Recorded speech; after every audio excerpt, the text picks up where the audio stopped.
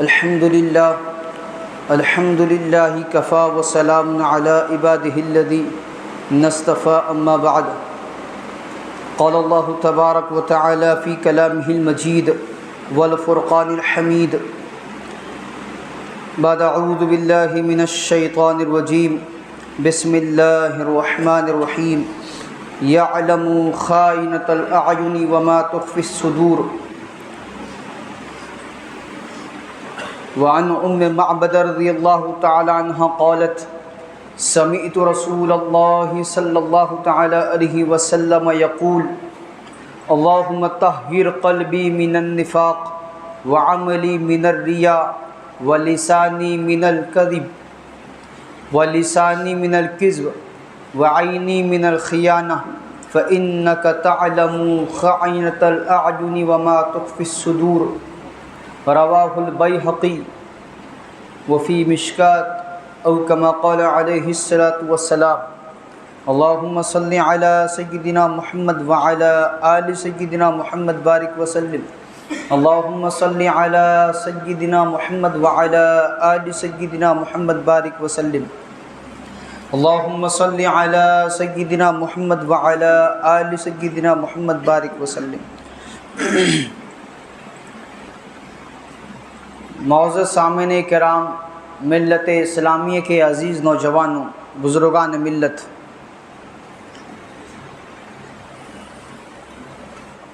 اس ترقی یافتہ دور میں، ٹیکنالوجی کے دور میں،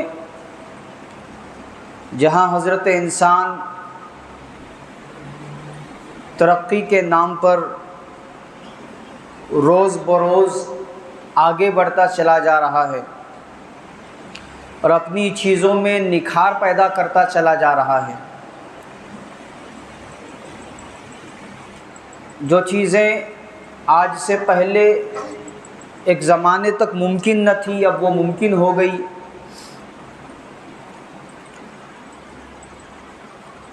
اگر کسی کی کوئی رنج کی خبر، خوشی کی خبر کسی دوسرے شہر میں کسی رشتہ دار کو پہنچانی ہوتی تو میل کیا جاتا. 15 دن 20 دن کے بعد وہ میل، وہ ٹیلی گرام ملتا، خبر پہنچتی 15 دن 20 دن کے بعد. خط کا سلسلہ چلا، اس میں بھی 4-5 روز گزر جاتے، تب جا کے اطلاع ملتی کہ فلاں کے گھر فلاں خوشی ہوئی ہے یا فلاں کے گھر فلاں فوت ہوا ہے. پھر ترقی ہوئی، موبائل کا دور دورہ ہوا، ٹیلی فون آئے، ٹیلی فون کے ذریعے اطلاع پہنچائی جانے لگی، خیر خیریت معلوم کی جانے لگی، احوال سے واقفیت ہونے لگی.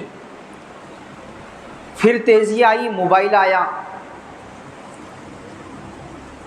ابھی سے ایک موبائل میں انگنت قسم کی فیسلٹیز جمع ہیں جس سے حضرت انسان فائدہ اٹھا رہا ہے.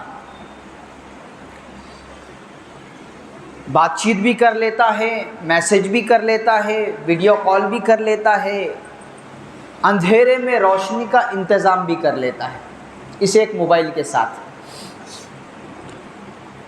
لیکن جہاں چیزیں انسان کے لیے فائدہ مند، سود مند، نفع بخش ہوتی ہے، وہیں حد سے زیادہ اس چیز کے ساتھ لگ جانا، اس آلے کے ساتھ لگ جانا انسان کے لیے مضر، خصوصاً مسلمان کے لیے بحیثیت شریعت بہت ساری چیزیں مضر، ناپسندیدہ، ناجائز اور حرام ہو جاتی ہیں، جس میں غیر محسوس طریقے سے اور بعض مرتبہ محسوس طریقے سے، بعض مرتبہ جان بوجھ کر، بعض مرتبہ انجانے میں، یہ ایمان والا موبائل کے مادھیم سے، ذریعے سے، توسل سے ایسی چیزوں میں گرفتار ہو رہا ہے جو چیزیں اس کے لیے دنیا اور آخرت کو خراب کرنے والی ہیں.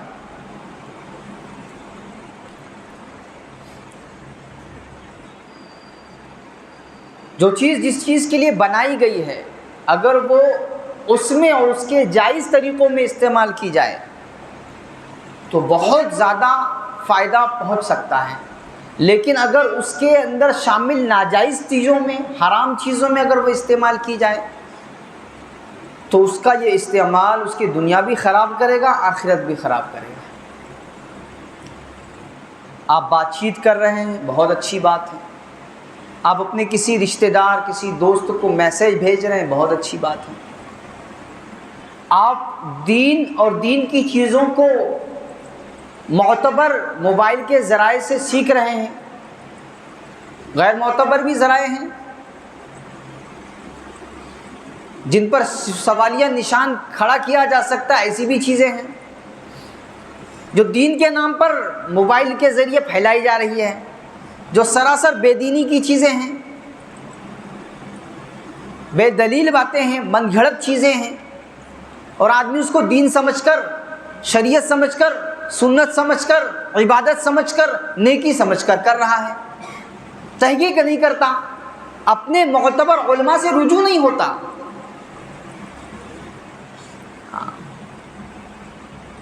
اس کے یہاں اگر کسی بچے کی ولادت ہو گئی تو اب تک یہ تھا کہ کسی عالم، کسی جانکار کے پاس یہ جاتا، کسی اچھے سے نام کی تجویز کرتا، رکھتا، اب نہیں ہے۔ اب تو میرے ہاتھ میں موبائل ہے، دنیا بھر کے لیٹسٹ نام میرے موبائل میں ہیں، اور اس موبائل کا جو بتایا ہوا، سجھایا ہوا نام ہے وہ میں رکھوں گا، چاہے اس کے معنی کیسے بھی ہوں۔ ایک مثال دے کر سمجھا رہا ہوں، ایسی بہت زیادہ چیزیں ہیں کہ جس کا خصوصاً مسلمان شکار ہو رہا ہے۔ تو معتبر ذرائع سے، موبائل کے راستے سے وہ دین بھی سیکھ سکتا ہے، بیانات سن سکتا ہے۔ ہمارے بہت سارے اکابر علماء اکرام ہیں جو دنیا بھر میں الگ الگ ملکوں میں، الگ الگ شہروں میں ہیں، آپ ان کے پاس جا نہیں سکتے، استفادہ نہیں کر سکتے، تو اب موبائل میں آسانی آ گئی کہ آپ اپنے بیٹھی جگہ پر ان کو سن سکتے ہیں، ان کے ملفوظات، ان کے مواعظ، ان کے بیانات سن سکتے ہیں، عمل کر سکتے ہیں۔ اور اس میں بھی ایک عجیب چیز ہو گئی کہ جب سہولت آ گئی تو سن تو رہا ہے لیکن صرف سن رہا ہے، اس پر کوئی چیز اثر نہیں کر رہی ہے۔ اس کے پاس ایک سے ایک بیان اور زبردست علماء اکرام کے بیان، لیکن وہ بیان اس کی زندگی کو بدلنے کا ذریعہ نہیں بن رہے ہیں، کیونکہ اس نے بدلنے کی سوچی نہیں ہے۔ قرآن عظیم الشان میں اللہ فرما رہے ہیں، جس کا ترجمہ اپنے شعر میں اقبال کر رہے ہیں، خدا نے آج تک اس قوم کی حالت نہیں بدلی، نہ ہو خیال جس کو خود اپنی حالت کے بدلنے کا۔ تو یہ بدلنا نہیں چاہتا، تو اب بہت زبردست اللہ والوں کے بیانات اس کے پاس ہے، لیکن اس کی زندگی تبدیل نہیں ہو رہی کیونکہ یہ بدلنا نہیں چاہ رہا۔ تو یہ ایک چیز تھی جس کو وہ صحیح سمت، صحیح راہ کے ساتھ چل کر سیکھ سکتا تھا، سمجھ سکتا تھا۔ کوئی اچھی خبر، کوئی اچھی اطلاع آپ میسج کے ذریعے دے سکتے ہیں، یہ سارے جائز طریقے تھے، لیکن ان جائز طریقوں میں ناجائز چیزیں گھسا دی گئی، غیر شرعی حرکتیں ہونے لگی۔ سب سے بڑی خرابی جو موبائل کے آ جانے سے ہو گئی ہے وہ ہے نگاہوں کی خیانت، نگاہوں کی چوری۔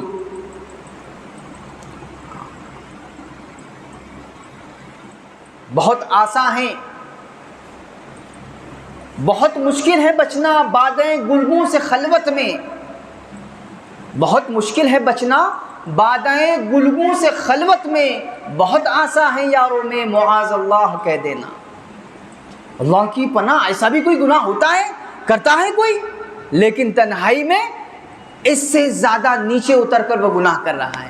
اس کے ہاتھ میں موبائل ہے، تنہائی کے ایسے ایسے وہ گناہ کر رہا ہے کہ اگر وہ گناہ برسر عام لا کر کھڑے کر دیے جائیں، اس کے وہ گناہ دکھا دیے جائیں تو کوئی اس کو دیکھنے کے قابل نہ رہے۔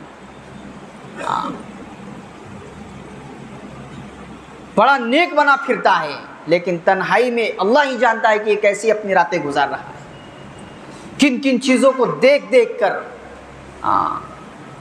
فحش ننگی تصویروں کو دیکھ دیکھ کر اس کی راتیں گزر رہی ہیں، اور یہ ہو رہا ہے موبائل کے ساتھ۔ اللہ کے نبی صلی اللہ تعالی علیہ وسلم نے دعا سکھائی، بہت ہی ایسا لگتا ہے کہ ہمارے اپنے دور کے لوگوں کے مزاج، رویے اور معاملات کو دیکھ کر دعا سکھائی گئی ہو۔ مشکات شریف میں بیہقی کے حوالے سے یہ روایت درج ہے، حضرت ام معبد رضی اللہ تعالیٰ عنہ راویہ ہیں، روایت فرماتی ہیں سمیعت رسول اللہ صلی اللہ تعالیٰ علیہ وسلم یقول، میں نے اللہ کے نبی صلی اللہ تعالیٰ علیہ وسلم کو یہ ارشاد فرماتے ہوئے سنا، اللہم طہر قلبی من النفاق، اے اللہ میرے دل کو نفاق سے پاک کر دیجئے۔ یہ جو دوگلا پن ہے، دوہرا رویہ ہے، مجمع کے سامنے میں بہت نیک بنا پھر رہا ہوں، تنہائی میں جانتا ہوں کہ میں کیا ہوں، تو یہ جو دوہرا رویہ ہے، منافقانہ رویہ ہے، اس سے میرے دل کو پاک کر دے۔ وعملی من الریا، میرے اعمال کو دکھاوے سے پاک کر دے۔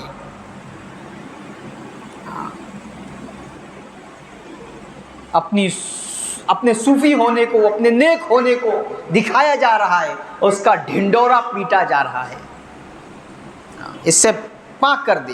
وَلِسَانِي مِنَ الْكِذْبِ، میری زبان کو جھوٹ سے پاک کر دے۔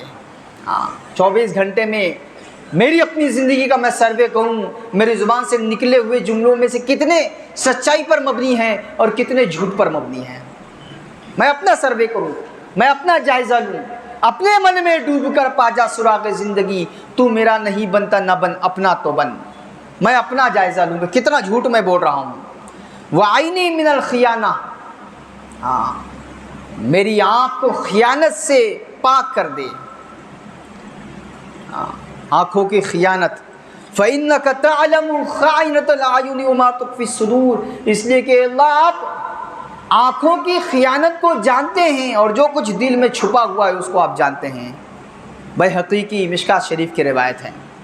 اور یہ جو جملے سکھائے گئے کہ اللہ آپ آنکھوں کی خیانت کو، دلوں میں چھپی ہوئی چیزوں کو جانتے ہیں، یہ براہ راست قرآن عظیم الشان سے لیا ہوا ہے۔ اللہ تبارک و تعالیٰ سورۃ المؤمن سورہ غافر میں ارشاد فرماتے ہیں یعلم خائنۃ الاعین وما تخفی الصدور، بے شک اللہ تبارک و تعالیٰ آنکھوں کی خیانت کو اور جو کچھ دل میں چھپا ہوا ہے اس کو جانتا ہے۔ مجمع میں کوئی دیکھے نہ دیکھے، کوئی اس پر گواہ رہے نہ رہے، اللہ تو دیکھ رہا ہے میری راتیں کیسی گزر رہی ہے، کن حرکتوں کے ساتھ گزر رہی ہے، کن چیزوں کو دیکھتے ہوئے مجھے نیند آ رہی ہے، یہ اللہ تو جان رہا ہے، اللہ تو دیکھ رہا ہے۔ الا یعلم من خلق وهو اللطیف الخبیر، کیا وہ نہ جانے گا جس نے تجھ کو پیدا کیا ہے؟ حالانکہ وہ باریک بھی باخبر ہے، ہر چیز کی خبر ہے اللہ تبارک و تعالی۔ آپ اپنے ارد گرد کتنا ہی سناٹا کر لیں، اندھیرا کر لیں، لوگوں سے چھپ چھپا کر گناہ کر لیں، لیکن اللہ اسے دیکھ رہا ہے۔ جب یہ استحضار آ جائے گا تو گناہوں کا کھوٹ نکل جائے گا کہ میرا اللہ مجھے دیکھ رہا ہے، مجھے اپنے پروردگار کو منہ دکھانا ہے۔ اور اللہ خبر دے رہے ہیں آنکھوں کی خیانت کے جاننے کی۔ جب بھی کوئی ایسی حرکتیں ہونے جیسی ہو، فوراً اس آیت کے اس ٹکڑے کا استحضار ہونا چاہیے کہ میری آنکھوں کی خیانت کو اللہ تبارک و تعالیٰ قرآن میں فرما رہا ہے کہ وہ جانتا ہے جو کچھ میں خیانت کرنے جا رہا ہوں اپنے آنکھوں کے ساتھ۔ یہ ایک چیز ہو رہی ہے، تنہائی کے گناہ بہت زیادہ بڑھتے چلے جا رہے ہیں۔ چھوٹا سا بچہ ابھی بولنا بھی نہیں جانتا، لیکن جب وہ رونے لگتا ہے تو ماں باپ کیا کر رہے ہیں آج کل؟ موبائل اس کے ہاتھ میں تھما دے رہے ہیں، یہ لے گا تو چپ ہوگا، یہ لے گا تو ہمارے کام ہوں گے۔ لیکن حضرت مفتی ابو القاسم نعمانی رحمت برکاتہم فرما رہے ہیں آج کل کے ہمارے بچے کم ہوشیار نہیں ہیں۔ آپ موجود ہیں تب تک تو وہ گیم کھیلیں گے، لیکن جیسے ہی آپ ان کی نظروں سے اوجھل ہو جائیں گے، اب ہاتھ میں تو موبائل ہے، اس میں نیٹ ہے۔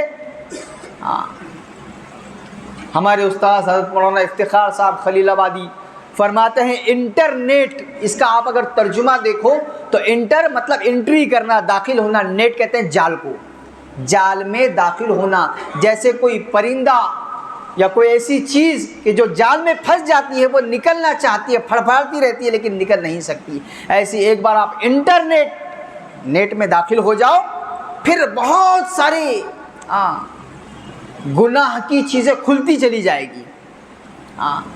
ایک سے نظر ہٹی نہیں کہ دوسری موجود, دوسرے سے ہٹی نہیں کہ تیسری موجود. آپ باہر نکل ہی نہیں پائیں گے. دیکھے دیکھے تک گھنٹوں آپ نے گناہ میں گزار دیے, بے حیائی میں گزار دیے, آنکھوں کی خیانت میں گزار دیے.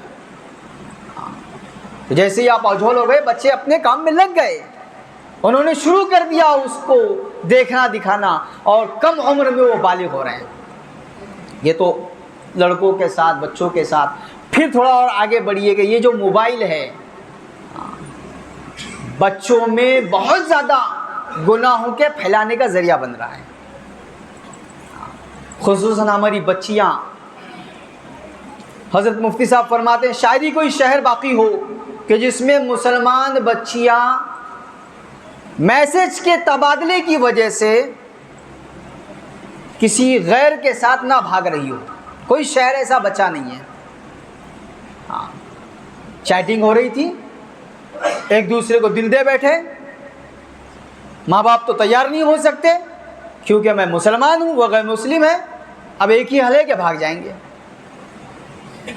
رجسٹر کر دیں گے. کورٹ میں تاریخیں طے ہو رہی ہے, ڈاٹے نکل رہے ہیں کہ فلاں مسلم لڑکی فلاں غیر مسلم کے ساتھ فلاں تاریخ میں ان کی شادی ہونے والی ہے. کتنا بھی سر پٹک لو وہ تیار نہیں ہوگی واپسی کے لیے.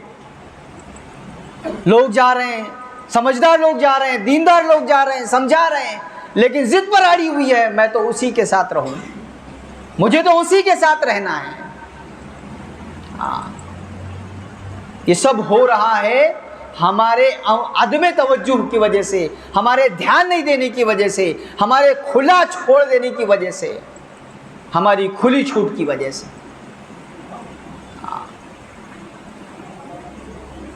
اور ایسا نہیں ہے کہ صرف کالج جا کر ہو رہا ہے, اسکول جا کر ہو رہا ہے. گھر بیٹھے امت کی بہن بیٹیاں اغیار کے ساتھ چیٹنگ کر کے اپنا دل ہار کر ان کے ساتھ بھاگ رہی ہے. اور حضرت مفتی صاحب فرما رہے ہیں صرف دنیا دار نہیں, بہت سارے دیندار گھرانوں میں ہو رہا ہے, صرف دھیان نہیں دینے کی وجہ سے. اس لیے بہت ضرورت ہے کہ ہم ہر آن کی فکر کریں, دھیان دیں, دیکھیں ہمارے بچے کیا کر رہے ہیں. اپنے اسکول کے نام پر, ہوم ورک کے نام پر کہیں وہ غلط راستے پر تو نہیں جا رہے ہیں, غلط چیزیں تو نہیں دیکھ رہے ہیں, غلط ویڈیوز تو ان کے نگاہوں کے سامنے سے نہیں گزر رہے ہیں. بہت ضرورت ہے نگرانی کرنے کی, دھیان دینے کی, اور موبائل کے غلط استعمال سے بچنے کی, اپنے آپ کو بھی بچانے کی, اپنے بچوں کو بھی بچانے کی. آپ کا دیکھا دیکھی, آپ کا دیکھ کر آپ کے بچے سیکھیں گے. دیر رات تک والد صاحب موبائل میں لگے ہوئے ہیں, کیا اثر پڑے گا بچے پر؟ جب شرابی کے بچے شرابی باپ کو شراب پیتا دیکھ کر وہ جب اس لت سے اپنے آپ کو بچا نہیں پاتے, کتنے ایسے بچے دیکھے گئے ہیں, باپ شرابی ہے تو بچے بھی اسی لت میں لگ گئے. تو آپ کا غلط استعمال موبائل کا بچوں پر اثر انداز نہیں ہوگا, وہ نہیں سیکھیں گے. پھر یہ رونا کہ بہت بے دینی ہو رہی ہے, بچے ہاتھ سے نکل رہے ہیں, ضدی ہو گئے ہیں, مانتے ہی نہیں, سنتے ہی نہیں. ہم نے دھیان نہیں دیا ہے. بہت ضرورت ہے دھیان دینے کی, اپنے آپ کو بھی بچانے کی, اور اپنے ماتحت سارے لوگوں کو اس غلط استعمال سے, موبائل کے غلط استعمال سے بچانے کی ضرورت ہے. جو جائز چیزیں ہیں, صحیح ہے, اس زاویے میں استعمال کیا جائے, اس سے آگے بڑھیں گے.